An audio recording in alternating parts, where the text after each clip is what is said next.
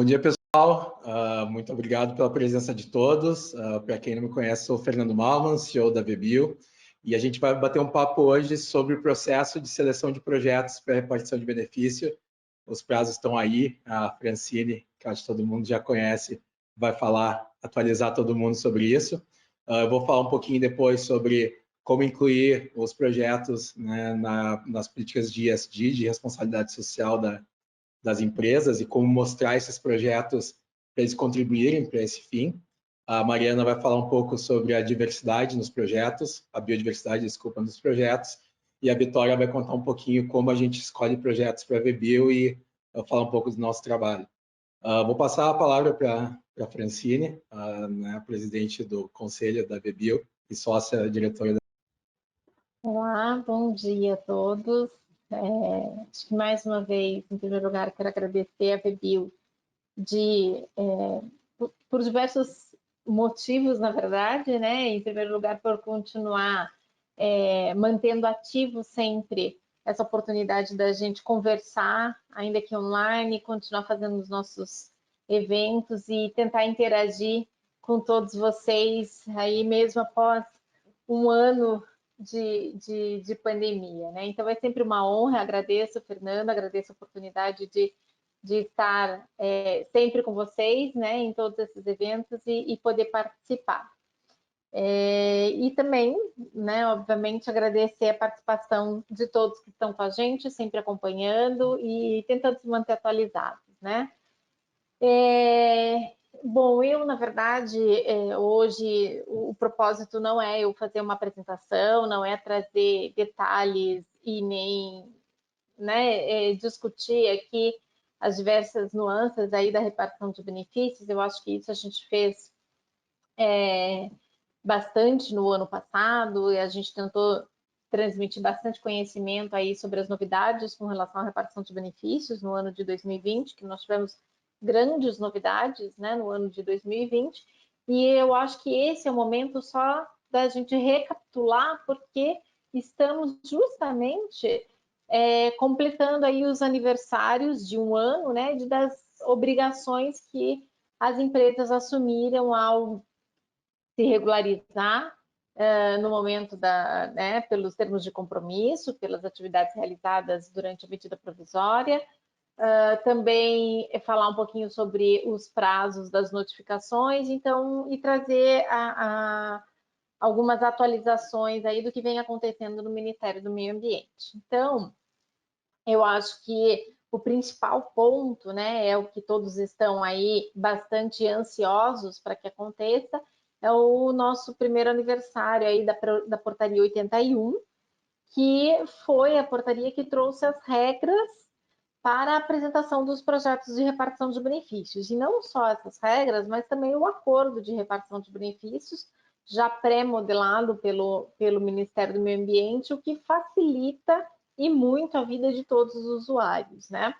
Então, para quem teve a oportunidade de acompanhar um pouco do que foi a medida provisória, sabe que a gente tinha que fazer um CURB, né, que era o contrato de utilização do patrimônio genético e repartição de benefícios, e nesse CURB, cada instituição fazia o seu modelo de contrato, discutia com as comunidades e apresentava para a anuência do CEGEM.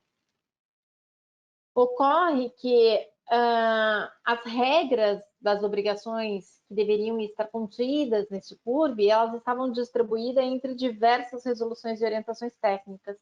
Então, a chance de você protocolar um contrato no CEGEM com a ausência de algumas cláusulas obrigatórias fazia com que aquele contrato voltasse, precisasse de um aditivo, precisasse ser renovado. Então, as empresas precisavam voltar para as comunidades para uma nova negociação, porque era feita diretamente com o provedor, não tinha essa facilidade de comunicação via internet, nem mesmo a possibilidade de uma assinatura eletrônica, muito pelo contrário, se ela não viesse com assinatura em cartório, reconhecida em firma, lembrando que estamos falando de comunidades muito isoladas, onde muitas vezes nem cartório existia na região onde aquelas comunidades estavam, esse contrato não era anuído. Então, uma das grandes facilidades e de desburocratização da nova lei é justamente a gente ter um modelo pré-aprovado pelo Ministério do Meio Ambiente, né? Na verdade, esse modelo pré-aprovado, ele cria o ARB, o contrato, já com as regras que não podem ser modificadas, que nada mais é do que o reflexo, né? Refletindo aquilo que já está na lei e no decreto.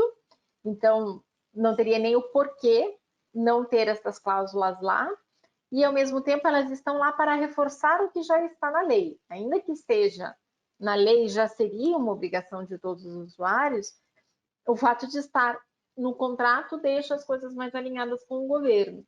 O que não tira a possibilidade de você inserir algumas cláusulas, né, adicionais, desde que, obviamente, não conflitem nem com o contrato e nem com a legislação. Mas é possível você estabelecer outras regras que não aquelas. Então, esse ARB estabelecido, oferecido ali pelo governo, ele já vem para facilitar todo esse procedimento, tá? E também traz ali o formulário, né? O formulário que é muito simples de preencher, uma vez que quem tem produtos notificados, basta a gente colocar ali quais são os produtos, a notificação a que se refere e o período de comercialização. Aqui é onde geralmente surgem as dúvidas dos usuários, né? Qual que é o período de comercialização? Então, a gente sempre recomenda que a gente coloque a data do início da comercialização e a data do fim. Se ela não finalizou ainda, a data de início e definir que ela ainda está em comercialização. Bom, mas o que a gente tem, né? O que é importante falar sobre esse ARB? Até o dia 5 de março agora é o nosso prazo para apresentar a primeira minuta de ARB de todas as notificações já feitas no SIGEM até a data da publicação dessa portaria. Lembrando que pela lei, a lei e o decreto dizem que após a notificação do produto, o usuário tem 365 dias para apresentar o seu ARB. Ocorre que muitas notificações foram feitas em 2018. Então, até a entrada dessa portaria, a gente fazia algumas tentativas de submeter o ARB, mas a gente verificou que tinha alguns problemas ali em termos de informações que o sistema pedia. Então, o que a portaria trouxe também de benefício para o usuário? A possibilidade de apresentar essa portaria um ano depois da publicação dela, portanto, o prazo agora é dia 5 de março, indiferente dessa tua obrigação de apresentar antes desse período.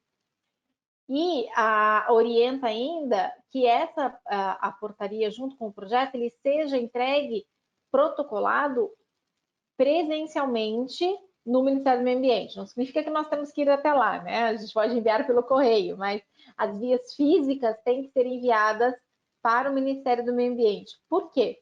Justamente porque o sistema estava e continua com algumas lacunas em termos das obrigações que eles pedem, das informações que eles pedem, que hoje o usuário não conseguiria preencher via sistema. Portanto, este protocolo deve ser diretamente com o Ministério do Meio Ambiente.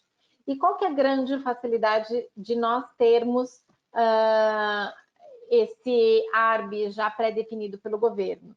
Porque se o prazo é agora dia 5 de março e eventualmente você ainda não escolheu o seu projeto, a gente não precisa correr desesperadamente para construir um novo contrato. A gente já tem um modelo, basta a gente preenchê-lo e incluir o formulário de projeto, que aí a Mariana e a Vitória vão falar aí com mais detalhes do como que esses projetos já são construídos de forma a atender 100% dos requisitos legais e aqueles previstos também na portaria 81.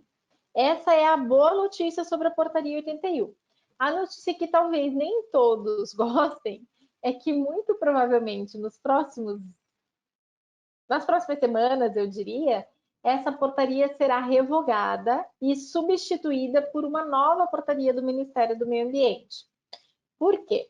Mesmo que essa portaria ainda não, né, só esteja completando agora o seu aniversário de um ano, tudo que é novo quando a gente escreve no papel, ele parece perfeito. Mas quando a gente vai cumprir, né, executar aquilo que está no papel, a gente descobre diversas falhas, né? Acho que qualquer legislação passa por isso. E verificou-se que a portaria 81 trouxe, de certa forma, algumas, talvez não dificuldades, mas ela poderia ser ainda mais simples do que ela é, especialmente no que se refere a projetos. Então, o Ministério do Meio Ambiente já anunciou que vai substituir esta portaria, trazer novos formulários de projeto, mas também pretende mudar uma das principais regras já definidas nesta portaria. Hoje a legislação fala que o usuário deve aplicar o recurso da repartição de benefícios preferencialmente no bioma de ocorrência daquela espécie. Então, o que acontece, né? A gente percebe aqui pela grande maioria dos nossos usuários, que são clientes da GSS, que a grande maioria dos clientes preferem juntar um montante da sua repartição de benefícios e, a depender desse valor, distribuir em 1, 2, no máximo, talvez aí, uns 4 projetos. Né? Mas nem sempre esses projetos, eles refletem, o local desses projetos refletem a incidência de onde aquela espécie ocorre. E isso gerou um certo desconforto no Ministério do Meio Ambiente, em que eles entendem que sim, ou pelo menos grande parte dos recursos que as empresas utilizam devem ser aplicados naquele bioma. Então, a gente já está se preparando para que os próximos acordos de repartição de benefícios e as próximas definições de repartição de benefícios considerem também esse viés. Aquilo que foi apresentado até a vigência da portaria 81, a gente pressupõe e entende que não deve haver retroatividade. Portanto, aqueles projetos escolhidos e apresentados durante a vigência da portaria 81, ela deve se manter e atender aqueles objetivos específicos. É assim que nós entendemos aí essas revogações de normativas, né? Então, essa eu diria que é a principal novidade, que não se aplica agora até o dia 5 de março, mas que vai acontecer nos próximos meses. E para poder dar chance aqui da Mariana e da Vitória falarem com mais tempo, eu queria só trazer algumas novidades, alguns números apresentados pelo Ministério do Meio Ambiente, né? Um deles é o grande avanço nas assinaturas dos termos de compromisso. Recentemente saiu uma notícia do próprio Ministério do Meio Ambiente, onde eles falam aí de um aumento de mais de 1.500% em termos de assinatura de termos de compromisso. Quando esta nova gestão assumiu o CEGEM, a gente tinha aproximadamente em 170 termos de compromisso assinados, hoje nós temos aproximadamente 650, então realmente é um avanço bastante grande. A informação que nós temos do Ministério é que os projetos, os termos de compromisso que ainda não foram assinados é porque dependem de alguma atualização do próprio usuário, portanto, essa agenda está avançando sim, com bastante rapidez, mas com relação à repartição de benefícios, que é o nosso ponto de discussão hoje, infelizmente, hoje nós não temos nenhum ARB assinado. Segundo o que o Ministério do Meio Ambiente falou, é porque os projetos que foram apresentados, eles não atendem à portaria 81. São cerca de 50, 60, eles não tinham certeza do número, projetos protocolados até os dias de hoje. Nós não temos conhecimento de todos, mas fica um pouco a curiosidade do que seria esses objetivos, os modelos da portaria 81. Então, hoje, se vocês têm ARBs protocolados e não foram assinados ainda, não se sintam diretamente atingidos, tá? Essa é uma realidade aí para todos os usuários. Infelizmente, hoje nós não temos. E com relação ao fundo não monetário, que também acaba de completar um ano, o Ministério do Meio Ambiente anunciou que tem aí aproximadamente 3 milhões de reais já depositados. ou seja, é 2.900.000 e alguma coisa, e isso significa que esses valores, eles também não representam aí, não tem grande representatividade em termos de valores, né? Então, em uma conversa que nós tivemos com o Fábio Brasiliano, que é o novo presidente do CGEM, e a sua equipe, a gente comentou que uma das razões também para que esse valor ainda não tenha atingido, e as expectativas do próprio governo e da sociedade como um todo, é o fato da versão 2 do CISGEM ainda não estar pronta. Porque, veja, pela ordem lógica do que a legislação traz, a gente tem que primeiro cadastrar a atividade de acesso, notificar o produto acabado e, na sequência, apresentar o acordo de repartição de benefício com o projeto e ou apresentar a nossa receita líquida para que possa ser receber o boleto do BNDES para pagamento no fundo. Ocorre que se as empresas não estão conseguindo cadastrar e notificar os seus produtos, obviamente a repartição de benefícios também não acontece. Então, não é só uma questão de que poucas empresas estão no sistema, ou poucas empresas optaram pela repartição de benefícios monetários do fundo, mas sim pelo fato de que enquanto nós não tivermos uma plataforma absolutamente preparada para receber as informações dos usuários, infelizmente, o grande objetivo da lei, que é a repartição de benefícios, ela vai demorar ainda muito para acontecer. Então, em linhas gerais, eram essas as atualizações. Lembrei de mais uma, que também é muito, muito importante, bastante importante. Na última semana, nós tivemos a reunião do CGEM, a primeira de 2021, e nela foi, uma das deliberações tomadas foi justamente a revogação da resolução número 2 do CGEM. O que essa resolução falava? A resolução número 2, ela possibilitava ao usuário a troca de modalidade da repartição de benefícios. Então, quando a gente faz a notificação do produto acabado, a gente tem que dizer se quer monetário, pagar para o fundo, ou não monetário, apresentar um projeto. A resolução 2 dizia que o usuário poderia trocar a modalidade de repartição de benefício a qualquer momento. Entretanto, os efeitos dessa troca, eles se dariam em momentos diferentes, a depender se você optou pela troca para o fundo ou para o projeto. Em que sentido?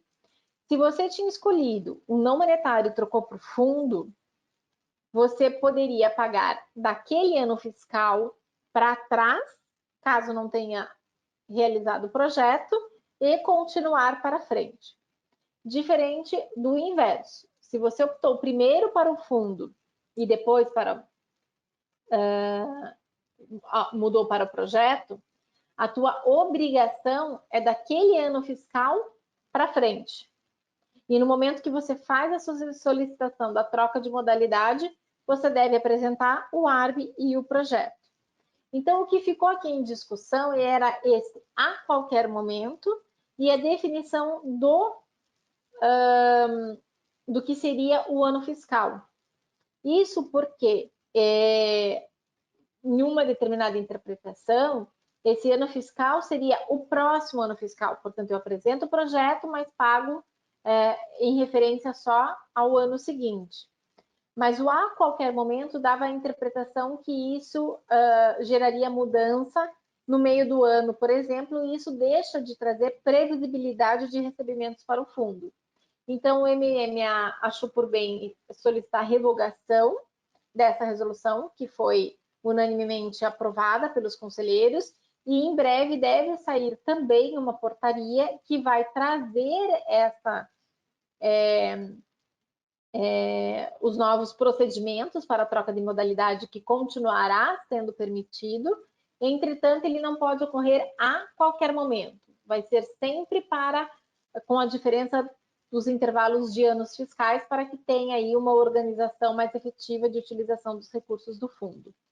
Lembrando que também esta resolução, ela não terá e não poderá, inclusive por lei, trazer reflexos aí, efeitos de retroatividade. Portanto, aqueles que já solicitaram algum tipo de alteração prevalece o direito daquele que o fez durante a vigência da resolução número 2. Mas essa regra vai mudar, então é muito provável que essas duas portarias, tanto a nova portaria de ARBs e projetos, quanto a portaria que vai falar sobre a troca de modalidade, sejam publicadas aí nas próximas semanas e trazendo aí uma certa compatibilidade de prazos e respeitando principalmente o prazo de 5 de março. Então, acho que eram essas as novidades, eu não quero me alongar muito, acho que eu já utilizei aqui os meus 15 minutos de apresentação. E eu, mais uma vez, agradeço, Fernando, a oportunidade de estar com vocês e estou ansiosa aqui para ouvir as novidades que Mariana e a Vitória têm para trazer para a gente. Eu vou acompanhar todo o evento e, ao final, caso tenham dúvidas, a gente permanece por aqui. Obrigada. De novo, só quero agradecer a Francine, ela sempre traz as atualizações da lei e, às vezes, infelizmente, são atualizações que são as mesmas ao longo dos meses, mas a gente vê uma evolução e a importância, obviamente, da lei, do impacto que ela vai causar. Então, de novo, Francine, muito obrigado. E lembrando que depois da minha apresentação da Mariana e da Vitória, a gente vai ter um tempinho para perguntas, além de vocês poderem já ir mandando as perguntas aqui, a gente vai responder se não der tempo. Então, eu vou colocar aqui uma apresentação e a gente já falou algumas vezes, né, sobre a vantagem competitiva, que repartição de benefícios pode trazer. E a ideia aqui, já que boa parte das empresas e dos executivos, obviamente, estão aqui presentes, já optaram, né, pela repartição de benefício não monetária, a ideia aqui é mostrar como isso pode, como montar essa estratégia e como isso realmente pode trazer um diferencial para as empresas, né? Então,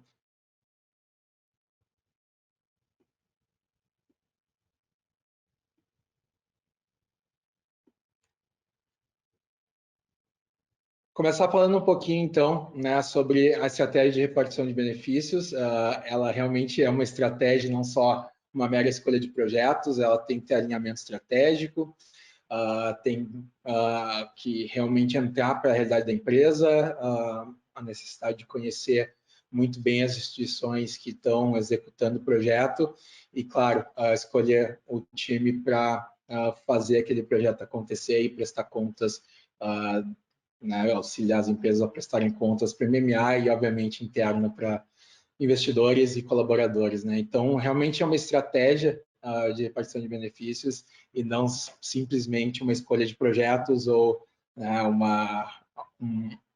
um aporte de capital num projeto, né? Então, é sempre isso que a gente gosta de frisar. A estratégia tem que ser muito bem pensada e para ela se transformar realmente uma vantagem competitiva, a escolha do projeto tem que ser muito bem feita, né? Então, se as empresas já escolheram os seus projetos, está na hora, obviamente, de passar por toda a parte burocrática, né, submeter o ato ao Ministério do Meio Ambiente, como a Francine acabou de comentar, e começar o que a gente chama de onboarding de projetos, né, que é encontrar todas as sinergias que existem entre empresas, apoiadores e, obviamente, na parte dos proponentes e todas as comunidades que são representadas por esses proponentes, né? Então, como eu comentei, para a repartição de benefícios ser uma vantagem competitiva, que ela realmente pode ser,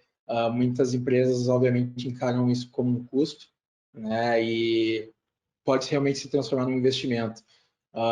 Eu já conversei com aí algumas dezenas de empresas desde que a gente começou a tratar do tema de repartição de benefícios na VBio, e inclusive algumas delas querendo entender como isso pode realmente ser um investimento, trouxeram vários exemplos e não conseguiram enxergar da onde, né, esse tipo de verba vai sair, a não ser de uma obrigação legal. E essa verba que vira repartição de benefícios, obviamente por uma obrigação legal, ela realmente pode ser aportada em políticas de ESG e boa parte dessa verba normalmente já está no marketing das empresas, né? Então, a gente vem ajudando a mostrar isso, projetos que as empresas às vezes investem por uma questão filosófica, né, ou por uma questão de compliance, mas eles normalmente não têm 100% de alinhamento com a empresa, não são usados para esse fim. E a repartição de benefícios é uma possibilidade de destinar um capital significativo, né, gerar um impacto, mudar a vida de comunidades em todo o Brasil e ainda, obviamente, trazer os diferenciais competitivos que eu vou falar um pouquinho logo mais. De novo, é uma estratégia de repartição de benefícios e o alinhamento estratégico é fundamental.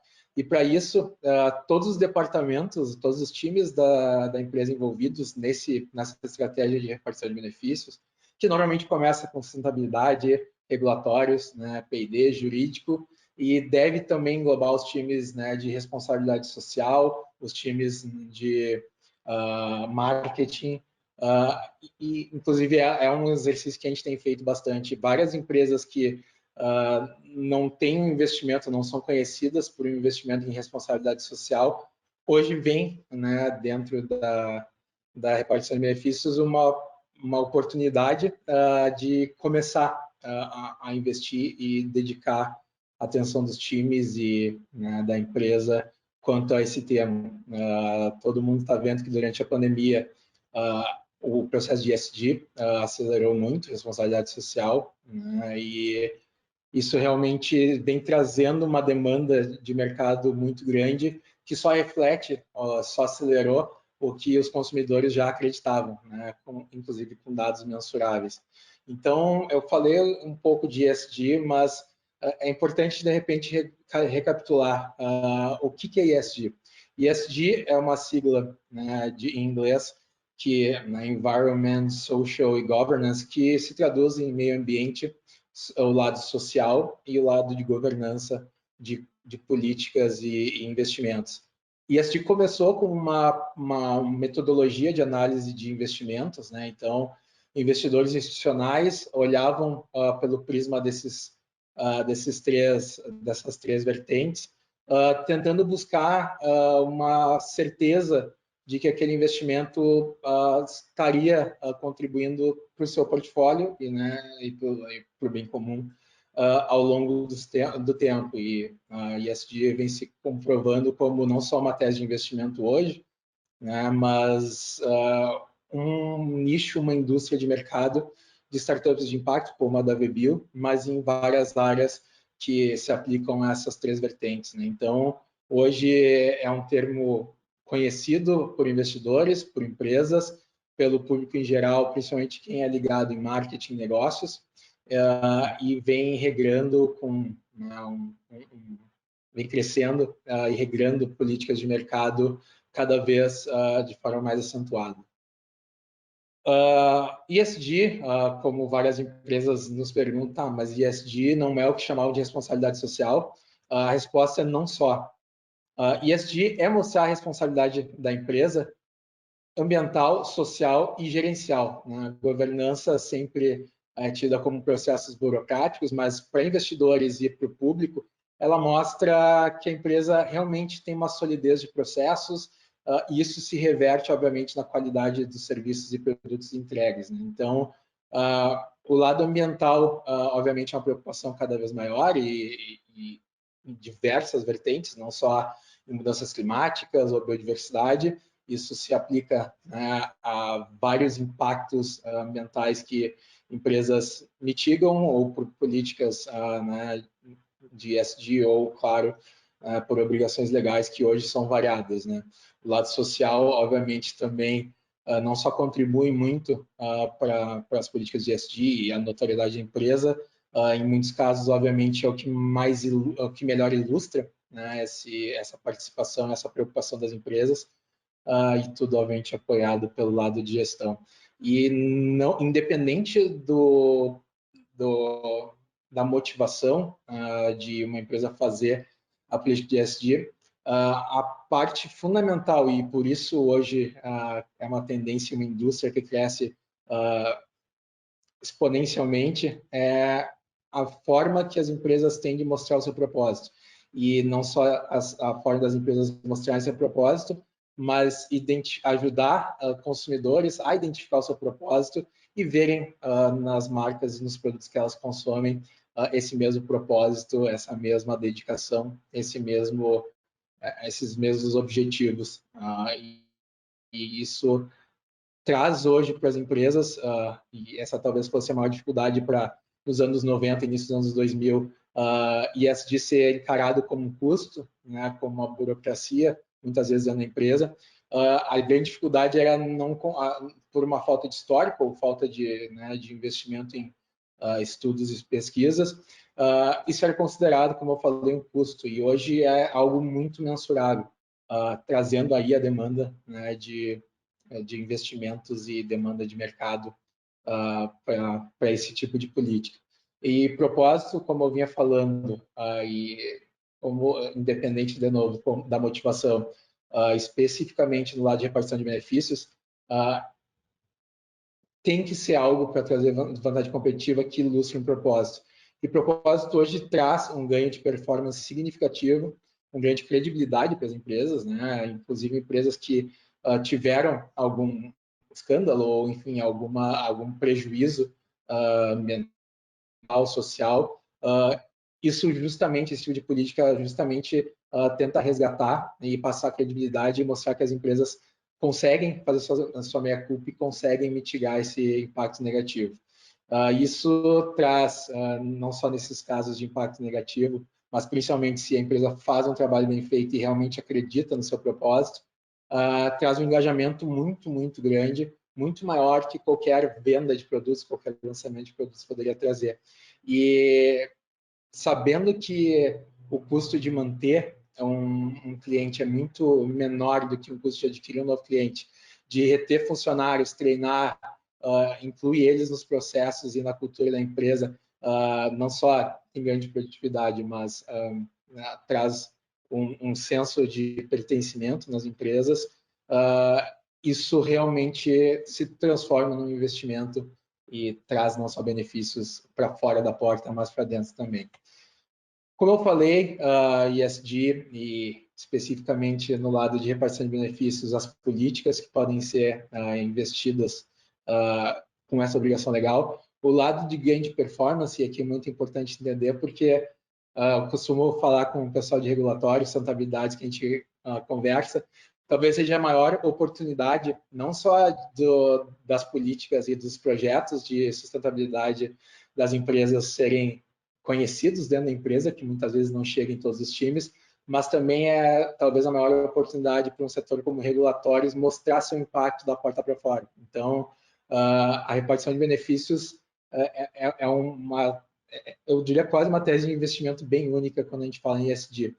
E para trazer performance, as empresas precisam mostrar impacto e mostrar e buscar esse diferencial competitivo, mostrar que elas são diferentes de outras empresas, mesmo que todas na volta dela, todos os concorrentes também invistam né, em impacto e responsabilidade social e ambiental. Um dado, como eu disse, hoje a gente consegue mensurar isso, muito relevante.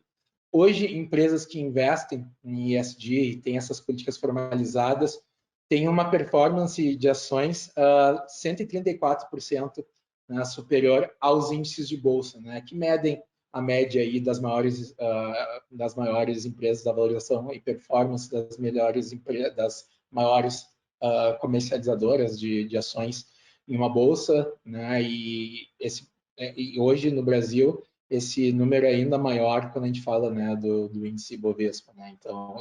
Então, realmente hoje traz para investidores que são hoje talvez os maiores demandantes desse tipo de política nas empresas que eles investem. Esse fator é muito relevante e a empresa poder mostrar isso, não só em números, mas em um projeto específico, é fundamental hoje para investidores. Falando também, obviamente, de quem investe na empresa pelo consumo, né, de produtos e serviços, hoje a maior base de consumo no mundo são os chamados millennials e geração Z. Né? Essas duas gerações, sempre classificadas por perfil de consumo e de comportamento, filosofia de vida, elas demandam muito propósito, elas realmente precisam ver isso nas empresas que refletem, enfim, e são consumidas por eles. E hoje a gente sabe que 73%, né, por uma pesquisa da Deloitte, 73% dos millennials da geração Z aceita, inclusive, pagar 5% a mais por um produto, ou mais de 5% até 10%. Esse número está em torno de 55%, ainda muito relevante. Então, as empresas que investem em políticas socioambientais, políticas de ESG, hoje têm um ganho de faturamento diretamente ligado a isso, por buscar e ofertar produtos e serviços para o público certo, da maneira correta. Um caso que ficou muito famoso, e isso vem desde 2018, o Fink, que é o CEO da BlackRock, hoje a maior asset manager, o maior fundo de investimentos do mundo, lançou uma carta para o mercado traçando um manifesto que diz que a BlackRock até 2050 se devestiria, né, tiraria todos os seus investimentos do portfólio da indústria fóssil, que representava 89% do portfólio da BlackRock. Em um segundo comunicado, ele mostrou para o mercado que não só essa política estava sendo acelerada, e em 2030, 50% dos investimentos da empresa em combustível fóssil já teriam saído né, do portfólio. Quando uma empresa como a BlackRock, que investe nas maiores empresas do mundo, nos maiores projetos de energia, infraestrutura do mundo, tem uma postura dessas, não só incentiva, obviamente, o mercado a olhar com mais atenção para isso e valorizar, obviamente, mais ESG e esse tipo de política, mas alerta os consumidores que essa política veio para ficar, e uma empresa que está dentro de todas as empresas vai demandar isso hoje, né, das empresas investidas. Recentemente, ainda esse mês, a BlackRock lançou o seu último comunicado referente a ESG. Eles comentaram que daqui para frente, todas as empresas que eles investem, e obviamente as empresas do portfólio até 2030, desculpa, 2022, todos os CEOs dessas empresas têm que ser o que eles classificam como fluentes no termo de responsabilidade socioambiental, nos termos de ESG, e tem que ter políticas ativas e afirmativas tocadas pelo CEO e pelo C-level da empresa, em todas as empresas que querem receber investimento ou já foram investidas pela BlackRock. Então, de novo, a maior fundo de investimento do mundo, o maior investidor do mundo, demandando que essas empresas realmente levem isso a sério e que o mercado comece a levar isso a sério. Outro case bem relevante de um ganho de performance é o case da Google. E o Google.org, né? O Google.org é o instituto da Google. Em 2018, quando o Google.org foi criado, era tido, obviamente, como um instituto, um investimento da Google, quase pro forma para alguns. Mas eles conseguiram transformar isso em 2018, final de 2018, início de 2019, travando um lançamento de políticas, né, e projetos futuros do Instituto, da mesma forma que eles fazem qualquer lançamento de produto dentro da Google. Eles fizeram isso a primeira vez sem avisar, as pessoas só sabiam que ia ser um lançamento de um projeto da Google, e eles se comprometeram a destinar $1 bilhão nos próximos, agora 8 anos, mas 10 anos na época, em projetos de inclusão digital e capacitação para desenvolvimento, né, programação, na África e Ásia, em comunidades carentes, né? E com esse anúncio, o Google teve um crescimento de ações na semana seguinte, em valorização de 1,7 bilhões. Então, eles já pagaram o investimento que eles se comprometeram a fazer em uma semana. Então, é esse o poder hoje do ganho de performance para empresas que realmente investem, realmente são legítimas na sua busca por ESG. Outro fator, como eu tinha falado, importante é a credibilidade. E para mostrar isso, para ter esse ganho de credibilidade, a gente fala da necessidade de ter accountability, que é um termo muito difícil de traduzir, mas basicamente é da empresa prestar contas, da empresa botar a cara a tapa e mostrar que realmente as políticas que ela investe, que elas investem ligadas à responsabilidade social, socioambiental, não só são relevantes e legítimas, mas as empresas vão prestar contas e vão realmente podem ser cobradas de fato pelos consumidores, investidores e colaboradores quanto ao envolvimento delas, quanto à legitimidade delas. Isso é muito bem comprovado por um número hoje, a importância disso, onde 64% dos consumidores, e esse número sobe quando a gente fala de millennials e geração Z, tem como confiança na marca o principal motivo para a compra. Então, realmente, esse ganho de credibilidade é muito importante, de novo, para ganhar performance e faturar mais. Então, não é só mais uma questão, né, como já foi vista, para agradar alguns setores, alguns tipos de consumidores. Hoje é uma regra. E essa credibilidade vem por uma demanda, né, de investidores e consumidores.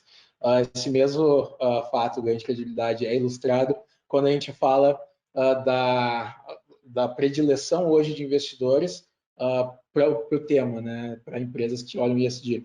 Inclusive, como eu falei, hoje a gente tem ativos ESG, que são, né, títulos e ativos financeiros de empresas onde o core business, inclusive, é ESG, e 80% hoje dos investidores têm algum tipo de ativo diretamente ligado a ESG no seu portfólio, não só mais como análise de investimento.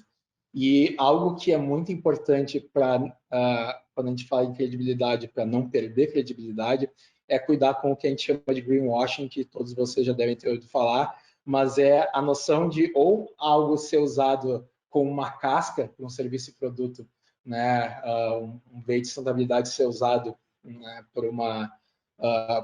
só como uma casca e não na sua essência, ou inclusive essa casca ser simplesmente uma falácia, uma mentira. Então, exagerar no impacto socioambiental de um produto e serviço traz um reverso, né, bem feito, justamente pela demanda hoje que o mercado tem e a atenção que consumidores e investidores têm nisso, né? Então, quando a gente fala com empresas que vão fazer repartição de benefícios, não só obviamente, essa busca pode ser legítima, mas ela pode ser criativa para mostrar o impacto. Quando a gente fala de biodiversidade, as pessoas pensam, e a Mariana vai falar depois aqui, e vai conseguir ilustrar muito bem a abrangência que tem biodiversidade, mas mostrar da forma errada e só esperar que fazer filmagens, por exemplo, num projeto na Amazônia, é a única forma de mostrar esse impacto, talvez não considerar boa parte, né, do ganho que isso de performance e credibilidade que isso pode trazer. Ao invés de mostrar o impacto que vai ter em espécies fauna e flora de um projeto, mostrar o que aquele projeto realmente impactou em pessoas, né, e mostrar as comunidades, as atividades do projeto, são ótimas formas de realmente ilustrar esse impacto sem exagerar no lado, né, do que aquilo poderia trazer para a empresa, né, de novo, reforçando características que não necessariamente vêm daquele projeto ou um produto ou serviço tem. E a repartição de benefícios também tem um perigo que é talvez a primeira pergunta de todos os departamentos de marketing das empresas. Né, dentro do storytelling que as empresas, né, os departamentos de marketing vão acabar criando quando forem expor, né, fazer promoção desses projetos. E a primeira pergunta, posso dizer que essa linha de produto foi inspirada né, nessa comunidade, nessa espécie, e não só é algo não legítimo, via de regra, porque obviamente um produto foi criado antes do investimento em projetos, né, por repartição de benefícios, mas tem um risco legal, que eu não vou entrar muito no mérito, mas no caso de conhecimento tradicional agregado e outras políticas que realmente podem gerar um custo muito maior e uma judicialização de algo que deveria ser algo positivo com a repartição de benefícios. Então, greenwashing é algo que realmente deve ser levado à atenção e deve ser levado por times de marketing e outros setores que não estão tão familiarizados com a lei. Alertar isso é bem importante. E um dos casos que melhor ilustra isso é o selo que vocês já devem conhecer, da Rainforest Alliance. Eles certificam, né, que todo o café e alguns outros produtos, mas principalmente o café, ela ficou muito mais famosa por isso, produzido com esse selo, teve todos os seus impactos mitigados, respeito socioambiental, e, obviamente, selos hoje trazem muita credibilidade para empresas. O problema é que Seattle, das cidades do mundo com maior número de consumos e, né, a criadora das cadeias hoje mais famosas de cafeterias no mundo, a prefeitura de Seattle viu que uma das propriedades na volta dela, que tem o selo Rainforest Alliance, não tinha absolutamente nenhum dos cuidados que a Rainforest Alliance audita e comprova com esse selo. Então, eles tinham políticas de impacto ambiental, principalmente mudanças climáticas, muito relevantes, e a cidade de Seattle processou a Rainforest Alliance. Né? Então, um selo que deveria passar credibilidade foi posto em xeque por uma cidade tão relevante quanto Seattle, por a falta de cuidado de greenwashing das empresas que levam o selo, não motivadas só pela empresa, mas pela própria certificação. Então, o ganho de credibilidade é muito alto, mas não sendo legítimo, obviamente, isso pode realmente reverter muito negativamente para as empresas. E se feito da forma certa e gerando, né, performance, um ganho de performance, um ganho de credibilidade, o engajamento vai ser muito maior. E a publicidade com legitimidade, qual fala publicidade não é a propaganda ou a promoção de um produto, serviço ou do projeto, mas tornar esse impacto conhecido por todos e da forma certa. E muitas empresas escolhem não mostrar isso, e eu acho que não só sendo, né, tendo a origem de marketing estratégico, eu acho uma decisão não tão inteligente, mas mostrar isso da forma certa só incentiva que outras empresas façam o mesmo. Né? Então, eu sou um grande defensor de que a repartição de benefícios, especificamente ainda para empresas que vão para o setor não monetário, que elas escolham e façam, né, uma estratégia onde é público, se torna público o apoio desse projeto e a realidade do impacto na comunidade e na empresa. Um dado que ressalta essa importância vem da Com, que é hoje a maior empresa de pesquisas do mundo relacionadas a ESG. A Com chegou à conclusão que os consumidores acreditam que 74% do conteúdo produzido pelas empresas que eles consomem ou não são irrelevantes. E é um dos maiores investimentos de marketing hoje essa geração de conteúdo. Ao passo que os consumidores, né, que veem, né, esse propósito refletido em empresas, eles, 63% deles divulgam esse conteúdo de forma espontânea. Então, não só consideram relevantes, mas de forma espontânea tornam toda essa política das empresas conhecidas. Né? E isso realmente não só tem um ganho de performance, mas uma economia, obviamente, de marketing muito grande. E esse fator talvez seja um dos mais relevantes nisso.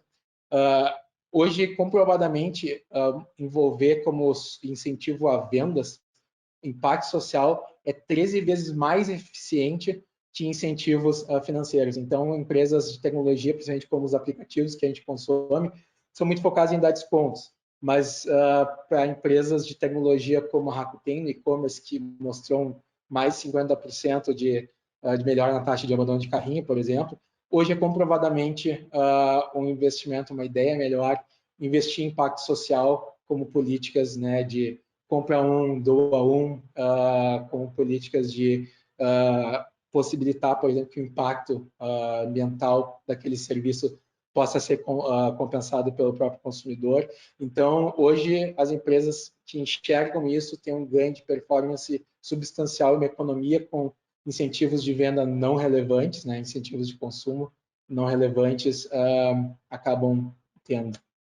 E um caso bem relevante disso é o caso da British Columbia, né, que é uma região canadense, e onde o turismo é a indústria mais relevante pelas belezas naturais, né, e pela a predileção de pessoas que gostam de trilhas e conhecer vários tipos, né, de microbiomas, ou enfim, regiões diferentes dentro da mesma viagem, acabam explorando muito a British Columbia. E eles, para incentivarem isso, tem uma campanha de marketing muito forte, já de alguns anos, com a hashtag ExploreBC, né? Explore a British Columbia. E durante a pandemia, onde, obviamente, toda a indústria do turismo foi praticamente acabada na região, eles não só transformaram né, esse cuidado com a saúde pública como uma prioridade, mas deixaram isso público e genuíno numa campanha. Eles mudaram a hashtag usual deles para Explore British Columbia Later, ou seja, explore a British Columbia depois da pandemia. Né? E isso reverteu num engajamento maior que a campanha original, e as políticas que muitas empresas e cidades usaram de incentivar o consumo de pré-compras, vamos dizer assim, de serviços que vão voltar após a pandemia, eles mais que duplicaram o faturamento que eles teriam num ano pré-pandemia para o próximo ano, né, assim que a pandemia acabar. Então, realmente foi algo legítimo e que trouxe uma performance muito grande. Outro case bem legal é o da Tentree, que hoje é uma das marcas de roupa e acessórios, e marca que chamam de apparel na indústria de moda. Ela é uma das que vem mais crescendo, é uma empresa bem nova, e eles têm no core delas a mitigação de impacto, né, como filosofia. E a Tentree não só valoriza isso, mas dessa política, né, de mostrar para os investidores que cada compra vai ter um impacto, né? Cada compra feita né, na Tentree, 10 árvores são plantadas. Né? E não só é uma política, mas é o que deu o nome para a empresa. Então, é um case de algo que realmente é refletido e muito valorizado por consumidores, e não só, de novo, se torna promocional, mas é o nome, deu origem ao nome da empresa. E outro fator, e talvez o mais relevante, é o de lealdade. Né? Consumidores que demandam ESG, e hoje é a grande base de consumo, como a gente viu, se tornam mais fiéis, colaboradores se tornam mais fiéis, e isso hoje, de novo, é refletido em números pelo senso de pertencimento. Hoje, 31%, né, dos consumidores de geração Z e millennials acreditam que o maior medo, o maior risco para a vida deles são mudanças climáticas, 31% deles. Isso está à frente, essa pesquisa foi feita durante a pandemia, então mesmo com a pandemia, mudanças climáticas se manteve como o maior medo, o maior risco para a vida dessas gerações. Isso passa o medo de morte, o medo de falar em público, de perder emprego. Então, realmente, é algo tão relevante, e o senso de pertencimento, quando uma empresa compensa seu impacto e mostra isso, é relevante a ponto desses consumidores acharem que essa empresa está ajudando a combater o maior medo da vida deles. Outro fato bem importante é que um ganho muito grande, o Freakonomics fez uma pesquisa muito grande com os maiores heads de capital humano, RH, de empresas globais, e eles chegaram à conclusão que tem um índice de 33% maior engajamento de colaboradores por esse senso de pertencimento. E nos Estados Unidos isso se refletiria numa economia de um trilhão de dólares que é desperdiçado quando os colaboradores, stakeholders, não se sentem parte da empresa, né? Então, é um número muito relevante que gera uma performance gigantesca, e é talvez um dos maiores investimentos que a empresa pode fazer em pessoas, investir em causas de ESG. E isso, de novo, foi refletido por esse senso de pertencimento ser tão forte que 87% dos millennials de Gen Z só consomem de marcas que realmente refletem esses propósitos deles, né? Então, hoje é uma exclusão quase automática para essas gerações, a nova maior base de consumo, empresas não se preocuparem com isso. E um dos cases mais legais, de novo mostrando isso, porque realmente pode servir de benchmarking para os projetos e para essas políticas que vão ser, né, valorizadas e vão ser baseadas, inclusive em alguns casos, na repartição de benefícios, nesse processo que começa com repartição de benefícios, é o case de inclusão da IBM. A IBM tem várias iniciativas, né, de impacto socioambiental, e eles começaram, não só vendo aquele incentivo que a gente mostrou, o ganho a eficiência de incentivos ligados ao impacto social, como um incentivo, inclusive, para os times de venda deles. Em pesquisas internas, a IBM chegou à conclusão, né, que a maior vontade, o que mais motivaria os times comerciais e colaboradores era dedicar tempo, né, das horas pagas pela IBM como bonificação, né, a horas trabalhadas destinadas a projetos que a IBM já investia ou viria investir. Então, de novo, teve um ganho, inclusive, medido maior que os 33%, foi de 42%, se não me engano, o ganho depois dessas políticas da IBM surgirem. Né? E esse senso de pertencimento, já começando a passar a bola para a Mariana, esse senso de pertencimento, talvez a biodiversidade seja o que melhor ilustra isso, especificamente num país como o Brasil. Na pesquisa do Biodiversity Barometer, que é uma pesquisa gigantesca para qualquer padrão de pesquisas em número de participantes e metodologia, o Brasil, né, indivíduos brasileiros, consumidores, sentem muito bem, se sentem bem só consumindo de empresas e marcas que valorizam a biodiversidade. Isso é muito mais relevante no Brasil que em outros países que são conhecidos, inclusive, pelas políticas de previdência, welfare state, né, políticas como países escandinavos. Isso é mais valorizado no Brasil. A média global é de 78%, o Brasil está bem acima dela. E os mesmos 89% acreditam que com a compra dele, com aquele ato de compra de empresas que valorizam e respeitam a biodiversidade, só o fato deles comprarem tem uma sensação de impacto positivo pessoal com aquela compra. Então, consumir um produto dessas empresas, um serviço, traz a sensação que as pessoas estão fazendo não só algo muito maior que aquela compra. E isso, obviamente, é muito relevante. E, de novo, o Brasil está acima da média, que é de 81% globalmente. E dos maiores, talvez, motivos para isso é o Brasil, né, ter a maior biodiversidade do mundo, né? Uma boa parte das espécies brasileiras não foram catalogadas, mas o Brasil tem estimadas de 20 a 30% da biodiversidade do mundo. Então, a biodiversidade é algo muito conhecido pelos brasileiros, é algo muito relevante, e a repartição de benefícios dá a possibilidade de uma empresa investir nisso, financiado por uma obrigação legal, que seria um custo em outros casos, e transformar isso em fator competitivo para um país como o Brasil, que não só é relevante para o mundo nisso, mas os indivíduos, os habitantes, os brasileiros, veem isso de uma forma muito mais peculiar e muito mais valorizada do que outros países do mundo. E a Mariana agora vai mostrar como a biodiversidade entra em projetos e a abrangência, né, das possibilidades que um projeto de biodiversidade tem.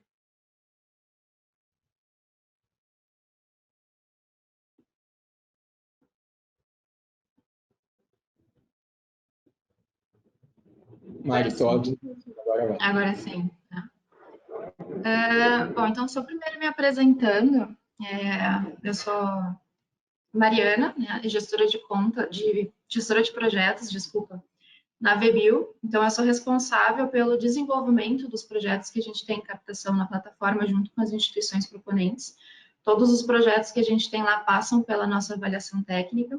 E eu também tenho, sobre o meu guarda-chuva, a gestão de algumas contas de usuários apoiadores e de instituições proponentes. Então, eu vou falar hoje um pouquinho sobre como que a gente pode enxergar a biodiversidade nos projetos e também quais as variáveis que a gente pode levar em consideração na hora de selecionar um projeto que esteja alinhado com o propósito da empresa ou com a mensagem que vocês querem passar. Eu vou dividir aqui a tela para mostrar a apresentação.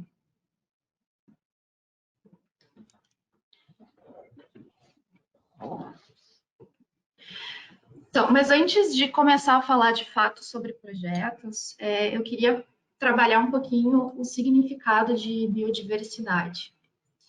E aqui eu vou usar o conceito que é trabalhado pela CDB, que fala que biodiversidade é toda a variedade de vida existente na Terra, e aí a gente está falando de todas as espécies de fauna, de flora, de micro-organismos, fungos, bactérias, mas também é referente a toda a variabilidade genética que existe entre especificamente dentro das espécies e também toda a combinação entre espécies que dão forma aos nossos ecossistemas. A questão é que dentro desse cenário, muitas vezes o homem se coloca como espectador, como se existisse um mundo natural e um mundo antrópico, se a gente não fizesse parte. E dentro dessa dinâmica, fica muito difícil de a gente conseguir enxergar, de fato, qual que é a nossa relação com a biodiversidade e como a gente é influenciado ou influencia o que acontece com ela. Então, é importante a gente dar esse passo um pouco mais profundo e incluir o homem, que como espécie faz parte da biodiversidade, e trazer junto com isso ainda toda a bagagem cultural que se desenvolveu ao longo do nosso processo de evolução e de vivência em sociedade, e de como a gente se relaciona com tudo que nos rodeia, e inclusive outras espécies. E aí, quando a gente dá esse passo mais profundo, então a gente começa a trabalhar os desdobramentos de biodiversidade, como, por exemplo, o conceito de sociobiodiversidade, que fala sobre o uso social que a gente faz das outras espécies, das espécies de fauna e de flora. Principalmente quando a gente fala da questão econômica, mas a relação ela existe para diversas outras esferas do nosso cotidiano, da nossa vida. Como, por exemplo, na questão de segurança alimentar, qualidade de vida, saúde, e a própria CDB, então, também dá esse passo a mais quando ela fala que biodiversidade não é só sobre variedade de vida na Terra, mas também sobre pessoas e a nossa relação de dependência com a biodiversidade para essas questões como segurança alimentar, saúde, abrigo, qualidade de vida e economia. Então, só para fechar essa parte assim, do significado de biodiversidade, quando a gente fala de biodiversidade, a gente não está falando só de variedade de vida existente no planeta Terra, mas a gente também está falando sobre pessoas e a nossa relação com a natureza. E aí, aqui, para complementar um pouco o que o Fernando já falou no final da apresentação dele, qual que é o cenário, né, da biodiversidade no Brasil? Então, qual o potencial que a gente tem para atuação com biodiversidade aqui no Brasil? O país está em primeiro lugar entre os países mais megadiversos do mundo. Esses países megadiversos são aqueles que detêm, são 17 países hoje que detêm mais de quase 70% de toda a biodiversidade existente no planeta Terra. E o Brasil está no topo dessa lista. O Brasil também é o segundo lugar em espécies endêmicas, está atrás apenas da Indonésia. Essas espécies endêmicas são aquelas que só ocorrem aqui no nosso território.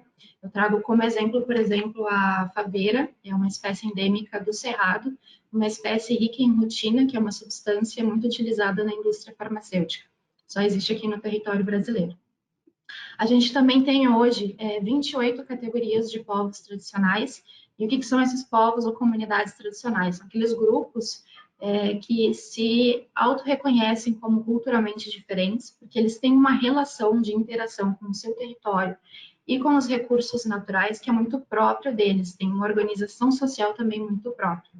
E a gente tem hoje 225 povos indígenas também reconhecidos pela FUNAI. Dado esse cenário, a gente já então consegue entender assim que o leque de possibilidades para se trabalhar com biodiversidade é muito grande. Então, como combinar todas essas variáveis e possibilidades dentro de um projeto?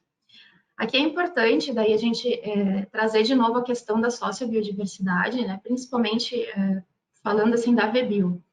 A gente foi avaliando assim ao longo do processo de avaliação de projetos, e o conceito de sociobiodiversidade, ele era muito recorrente e bastante trabalhado. E quando a gente fala de sociobiodiversidade, a gente está enxergando, na verdade, a biodiversidade como uma ferramenta de transformação de uma realidade para geração de impacto socioambiental numa comunidade, num ecossistema. E a gente tem as pessoas como atores dentro desse processo, como beneficiários. E aí, quando a gente começa a trabalhar com pessoas, a gente abre-se a possibilidade de se trabalhar diversas outras temáticas ou problemáticas. E aí aqui a gente tem, por exemplo, na VBio, para quem é cadastrado na plataforma e tem acesso à nossa vitrine, essas áreas de interesse que seriam essas problemáticas ou temáticas que são trabalhadas dentro de um projeto de valorização da biodiversidade brasileira, mas são temas transversais que acabam sendo trabalhados em conjunto. Então, hoje a gente tem 9 áreas de interesse, 9 temáticas, como, por exemplo, empoderamento feminino. Então, a gente pode trabalhar a questão do protagonismo de mulheres dentro de comunidades tradicionais, comunidades rurais, desenvolvimento comunitário. A gente pode trabalhar com implementação de cooperativismo e associativismo, com grupos de extrativistas, por exemplo, organização socioprodutiva em rede dessas pessoas para melhor acesso ao mercado. A gente pode trabalhar com agricultura familiar, com sementes crioulas, por exemplo, ou implementação de sistemas agroflorestais. Valorização do saber, também podemos trabalhar em manutenção do conhecimento tradicional de comunidades e populações indígenas, educação ambiental, enfim, são diversos outros temas. E aí eu trouxe aqui 3 exemplos para a gente conseguir enxergar na prática, de fato, como que a gente consegue combinar essas temáticas. Esses são projetos que a gente tem captação na plataforma, tá? E eu trouxe aqui só para poder, então, exemplificar um pouco melhor. O primeiro projeto que eu trago, um projeto que trabalha com temáticas de agricultura familiar e empoderamento feminino, com grupos de mulheres sertanejas, então, no bioma Caatinga. São mulheres que hoje desenvolvem já seus projetos produtivos para produção, por exemplo, de xaropes, sabonetes, polpas de frutas, todos de espécies da biodiversidade regional ali da Caatinga. Então, é um projeto que pretende investir nesses processos produtivos para a organização dessas mulheres, capacitação sobre gestão, boas práticas, manejo sustentável, como uma forma de protagonizar elas dentro dos seus núcleos familiares e comunidades, para que elas possam ter maior geração de renda e maior independência.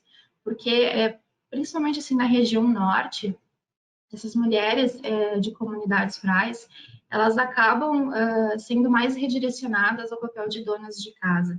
Então, elas têm pouco acesso à renda e se tornam muito dependentes financeiramente dos seus maridos. Então, por que não utilizar o conhecimento que elas já têm, justamente por serem aquelas que lidam mais no cotidiano com a terra, com o manejo de alimentos, por que não utilizar esse conhecimento, essas práticas que elas têm, como uma ferramenta para geração de renda?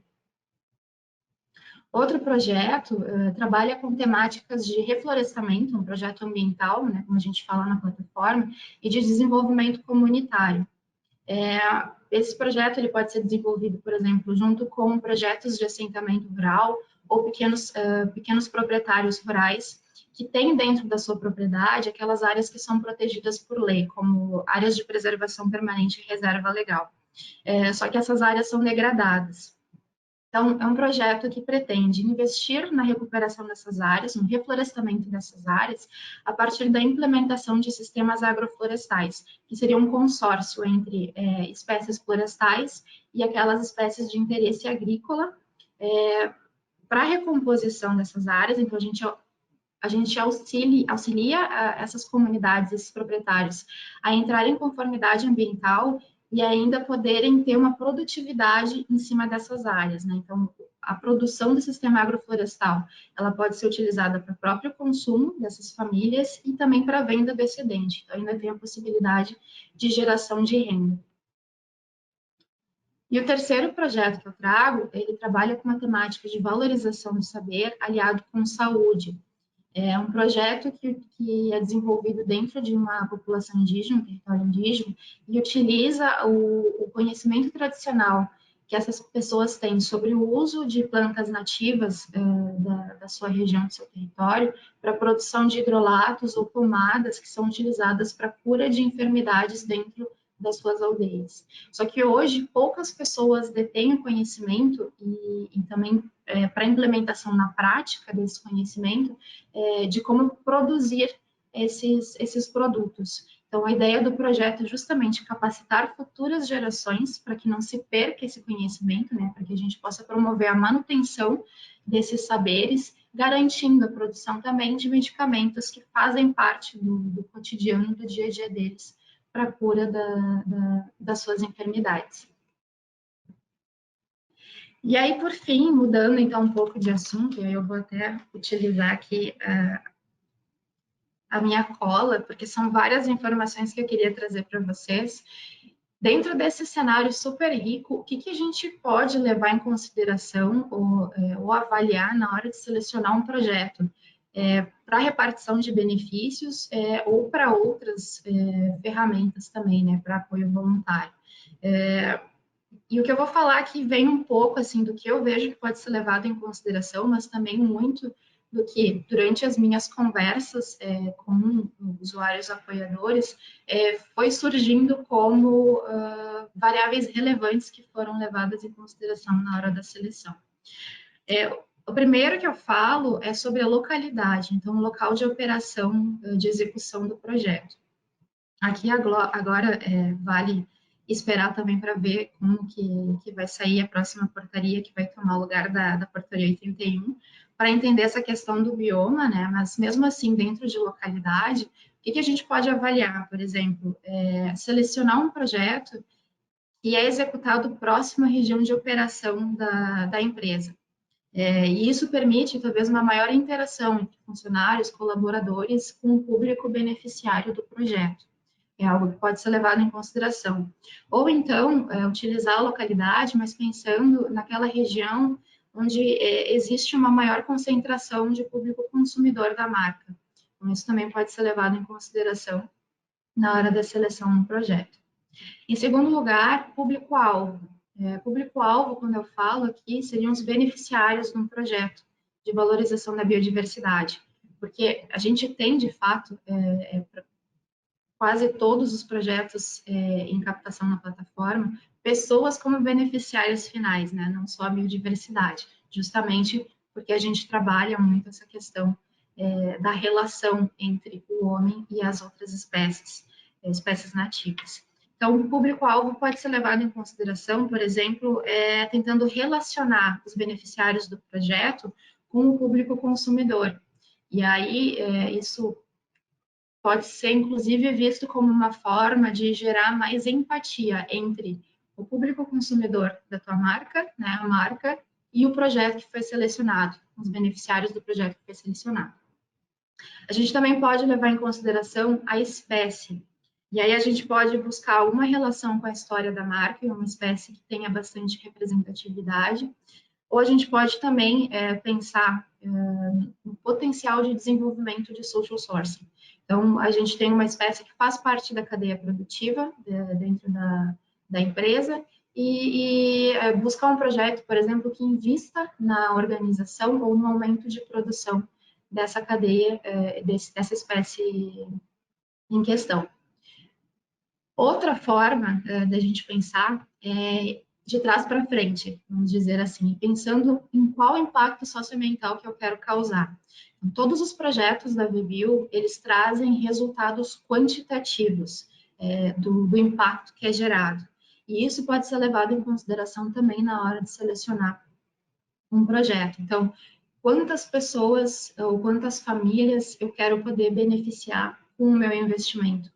Ou quantos hectares eu quero reflorestar? Quantas mudas eu quero plantar com o recurso que eu tenho para um projeto? A gente também pode pensar de trás para frente. E, por fim, a gente também pode pensar nas metas e compromissos dos quais a empresa é signatária. Por exemplo, os Objetivos do Desenvolvimento Sustentável. Na VBio, a gente também faz essa classificação, além das áreas de interesse, a gente classifica os projetos com relação aos Objetivos do Desenvolvimento Sustentável com os quais eles contribuem. E as empresas, elas tendem hoje também a avaliar como a sua operação contribui para o atingimento das metas dos ODS. A gente pode fazer essa relação, em relação, por exemplo, a um ODS que tem muita representatividade dentro da operação da empresa, ou aquele que talvez precise de uma atenção especial e buscar um projeto que esteja alinhado a isso. Para aquelas empresas que fazem relatório de sustentabilidade, seguem as diretrizes do relato GRI. Existem alguns indicadores de biodiversidade que também podem ser levados em consideração, como, por exemplo, hábitats protegidos ou restaurados, ou espécies ameaçadas afetadas pelas operações da empresa. Isso também pode ser levado em consideração. Dentro dos relatos de sustentabilidade também, sempre tem a etapa da elaboração da matriz de materialidade. Então, quais os assuntos foram levantados como mais representantes pelos stakeholders? E aí buscar um projeto que esteja alinhado com esse tipo de temática ou de assunto que foi levantado como representativo para a empresa.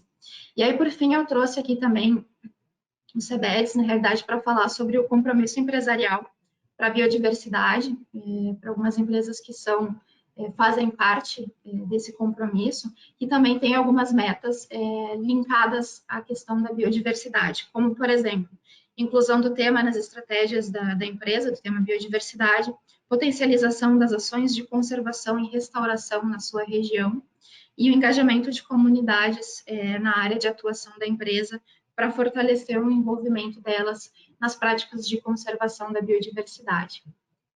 Então, esses são algumas variáveis, na realidade, que podem ser levadas em consideração, pesadas na hora de selecionar um projeto, mas vale sempre a gente sentar e conversar para entender, porque existem outras demais que a gente também pode considerar. E é por isso que a VBio, ela sempre faz, assim, desse processo de seleção de um projeto, uma conversa muito aberta com todos os setores dentro da empresa, para poder entender junto com vocês e auxiliar, né, nesse processo de seleção, para que o projeto que vai ser apoiado realmente possa se transformar numa vantagem competitiva.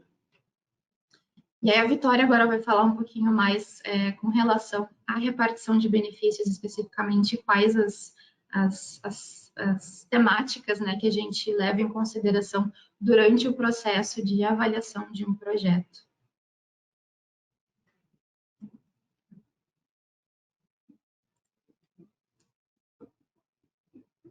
Bom, então eu sou a Vitória, da VBio, e eu sou gestora de contas, então eu faço essa comunicação tanto com algumas instituições proponentes e com as empresas apoiadoras. Então eu vou trazer um pouquinho para vocês do nosso trabalho na parte de classificação e enquadramento legal dos projetos. Então, quando uma empresa ela opta por fazer a sua repartição de benefícios na modalidade não monetária, essa empresa ela vai ter que selecionar um projeto socioambiental e esse projeto, depois ele vai ser encaminhado e ele vai ter que ser aprovado pelo Ministério do Meio Ambiente. Então, é muito importante que esse projeto ele esteja de acordo com o que é solicitado pela lei. Nesse processo, então, o papel da VBio é oferecer uma curadoria especializada e a gente vai ser responsável por fazer o enquadramento legal desse projeto.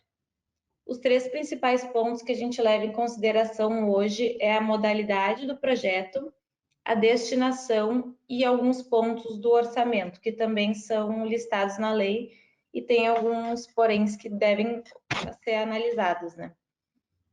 Então, trazendo mais alguns pontos mais específicos em questão da modalidade, o que a gente chama de modalidade, na verdade, são os temas que são passíveis de desenvolvimento de projeto. Eu trouxe aqui 3 temas que são principais hoje na VBio, que é o que a gente mais recebe de projeto, e eu vou compartilhar com vocês alguns temas que a gente consegue desenvolver nesses 3 pontos principais. Então, a gente tem projetos de conservação, e aí nesses projetos de conservação a gente consegue enquadrar atividades de manutenção e restauração de áreas degradadas, atividades de uso sustentável da biodiversidade, projetos que trabalhem com conservação dos conhecimentos tradicionais, também tem a conservação de espécies. Então, todas essas atividades a gente consegue enquadrar como um projeto de conservação. Além disso, a gente também tem a transferência tecnológica, e aí a gente tem atividades de pesquisa que são enquadradas nesse ponto, e essas atividades elas vão poder ser replicadas por outras instituições para valorizar a biodiversidade brasileira. Então, por isso a gente chama de transferência tecnológica. E um dos outros temas que a gente consegue enquadrar os projetos são a capacitação de recursos humanos. E aí essas atividades vão estar sempre relacionadas à conservação e uso sustentável do patrimônio genético, ou também capacitação de recursos humanos referente ao conhecimento tradicional associado. Então, hoje, esse é o cenário de modalidades que a gente mais utiliza na VBio. Aí, falando da destinação dos projetos, nessa etapa a gente praticamente identifica quem ou o que vai ser beneficiado por esse projeto. Então, os mais comuns e o que a lei permite que a gente destine hoje são unidades de conservação, populações e terras indígenas, áreas prioritárias que são listadas pelo Ministério do Meio Ambiente, assentamentos rurais, também tem comunidades e agricultores tradicionais e atividades de salvaguarda dos conhecimentos tradicionais associados também são uma das destinações possíveis listadas pela lei. Então, quando a gente consegue fazer esse enquadramento dessas duas primeiras etapas, a gente parte para uma análise mais detalhada do orçamento do projeto. Então, a gente vai fazer essa análise e vai alinhar, garantir, na verdade, que esteja tudo alinhado, né? Então, desde os objetivos do projeto e as atividades desenvolvidas, e a gente também vai fazer uma análise para garantir que não haja custo de gestão e nem custos administrativos da instituição proponente.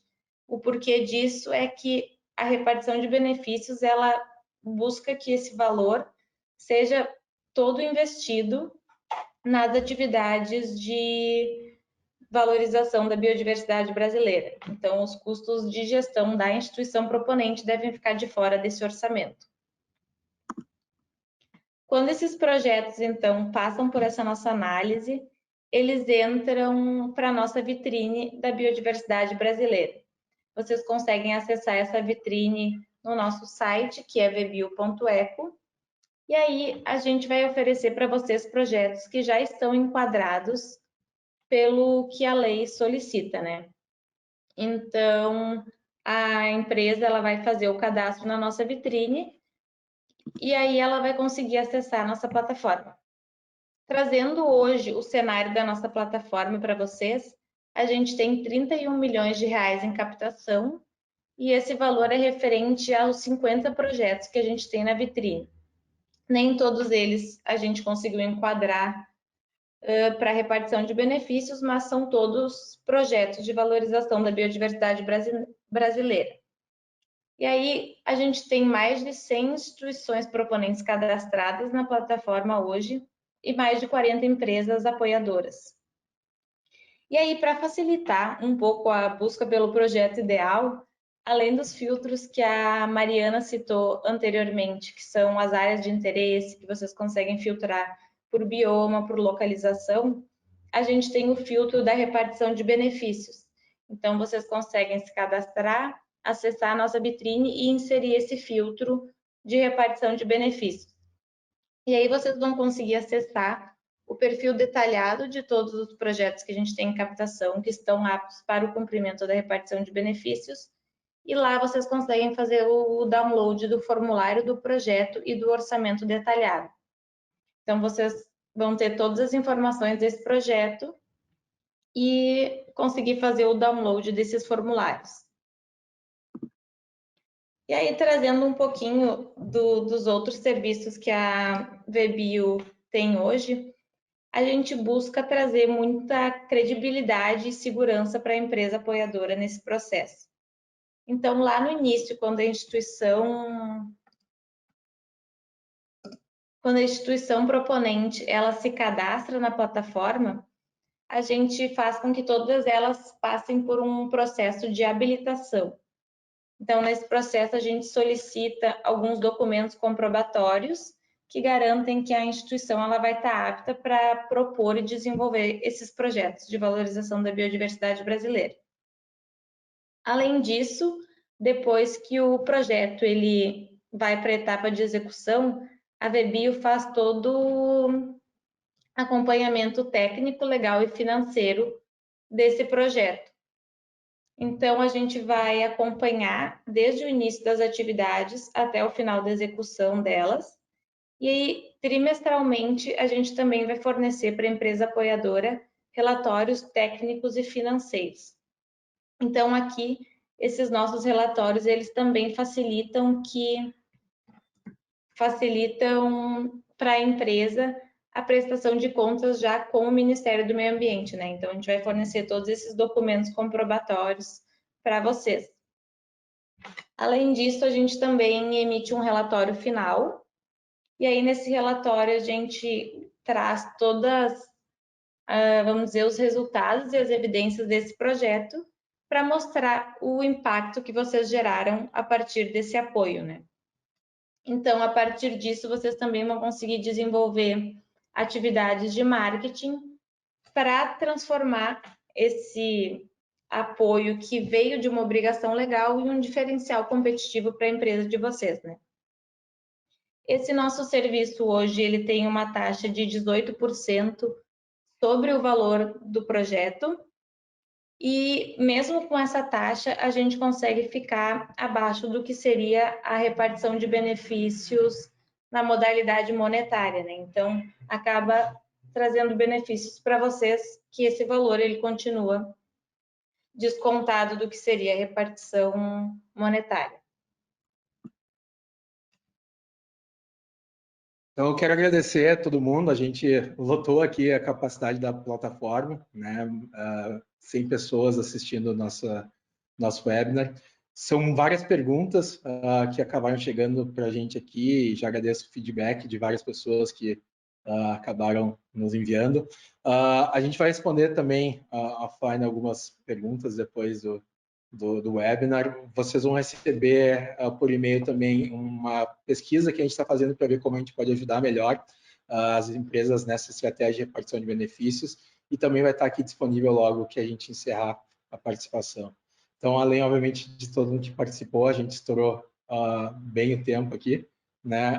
Eu queria agradecer a Francine, a Vitória, a Mariana. Eu acho que, na verdade, a gente pode fazer uma ou duas perguntas que chegaram aqui e aí encerrar. Chegou uma pergunta para a Francine, né, comentando sobre justamente o ponto de empresas que já tinham selecionado a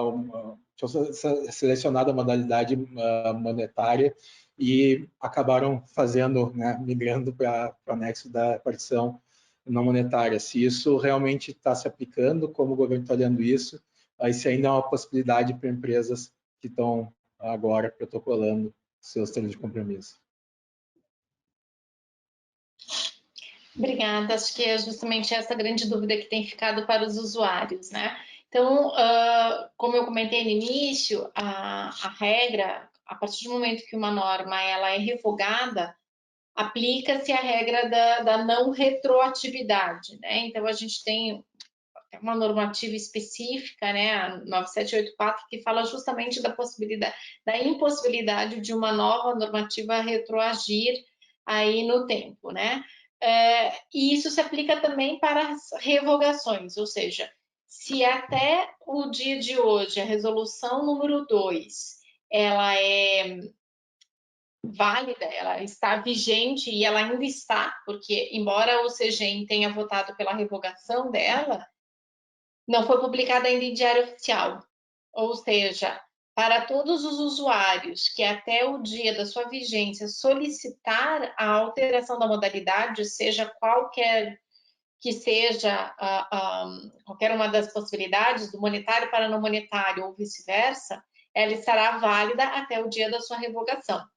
Especialmente para aqueles né, que querem cumprir aí o prazo do dia 5 de março. Então, respeitadas as regras já definidas na resolução número 2, ela permanece vigente até a publicação da sua revogação em Diário Oficial.